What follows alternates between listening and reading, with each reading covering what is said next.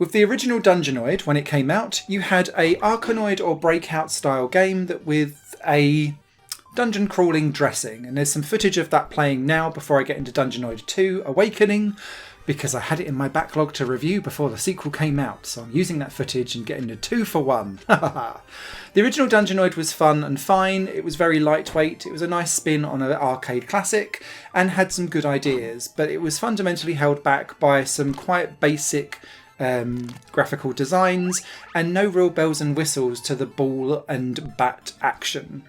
Dungeonoid 2 Awakening aims to address quite a lot of this by taking you away from single screen level design to a what I'm going to call bullet hell style level design, because you're moving around 6 stages full of lots of connected corridors and wells and castle rooms and things like that.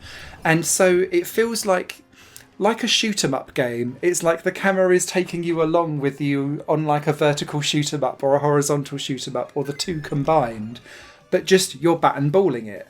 And so as you move around, all of the bricks are moving, all of the enemies are moving around, and you need to take care of that and note of that as things progress through the level. And it's such a simple switch up in the way how levels are designed, but it really makes Dungeonoid 2 Awakening feel much more alive and involved and constantly and ever changing.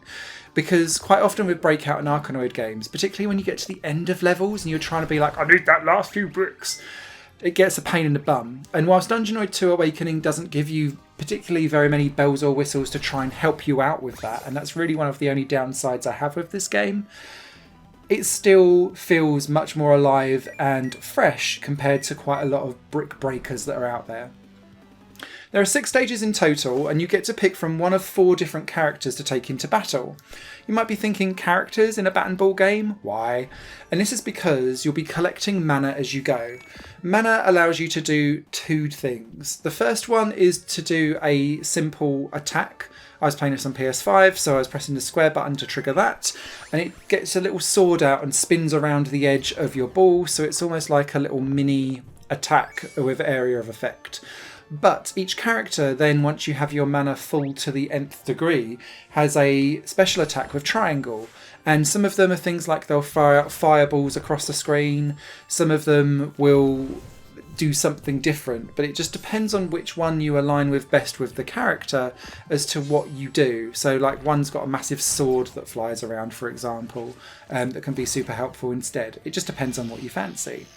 Apart from that though, the bat and ball gameplay is the same for all of the characters, and whilst you'll be able to unlock power-ups such as speeding up the ball, increasing its potency so that it can cause more damage when it hits enemies, for example, there's very little in terms of being able to like curve the ball or suck the ball back. You can occasionally, when you get a ball left like stuck in a corner for a bit, be able to respawn it, but it's down to the game itself to be able to allow you to do that. You can't just recall the ball back at any point in time.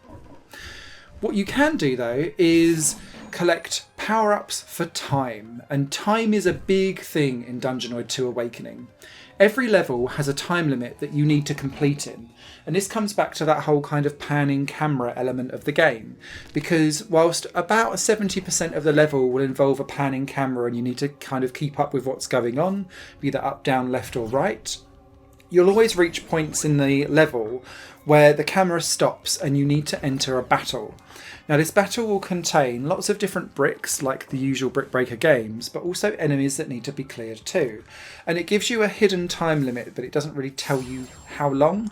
But you don't want to spend all of your time trying to get through these blockades, because if you spend too much time doing that, you'll never get to the end of the level before the counter in the top right hand side of the corner of the screen runs out. And that happened to me. Level 5 for me was the bugger. It took me a couple of goes to get through that one. But, yeah, you just don't want to faff about because you'll just run out of time and you have to redo the level again. You need to then take that into account for all of the other bonus missions that are out there too. So there's like little secret mini mazes that you can collect coins on. Coins are kind of useful because you can then take them into a bonus shop and get power-ups that allow you to add on an additional 20 seconds, additional hearts, increase the damage of your ball, for example. All very helpful stuff.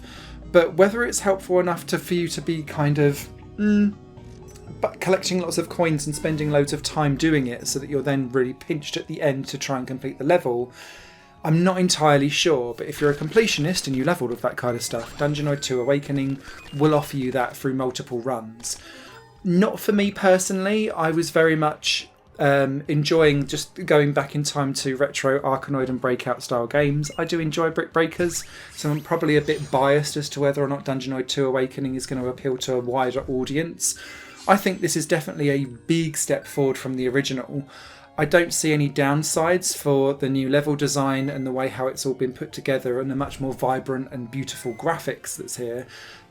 I also really quite like the way how the bosses were designed, because each one was really quite unique and different, and some of them had like swirling around hit detection areas that you needed to go for. There was one where you're having to hit various different cards in a deck to see which one was like the lucky hit, which then means that you have to shoot the ball up into a barrel and then shoot it across and hit the enemy that way. They were quite inventive and varied and different, and I really appreciated that. Whereas some of the more sub-bosses were about like clusters of blocks that would move around that you needed to try and hit the central draw to make it all explode. And so you could go and just try and smack away all of the blocks, but it would take too long. And again, you're against that, how can I get to the end of the level as quick as possible within the time limit dilemma, versus do I rack up a good score and try and get more coins to buy more things. For me, it was all about getting to the end of the levels, and that's how I played the game, and that's really how I enjoyed it.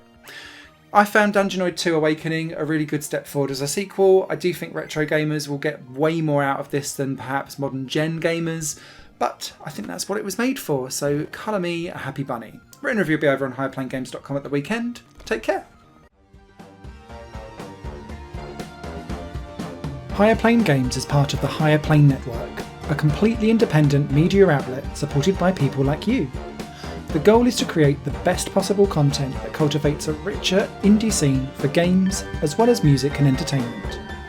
To find out more and to get involved, visit patreon.com/Higherplane Network. Your support makes all the difference, and in return you'll gain access to bonus content and downloads. Thank you for watching.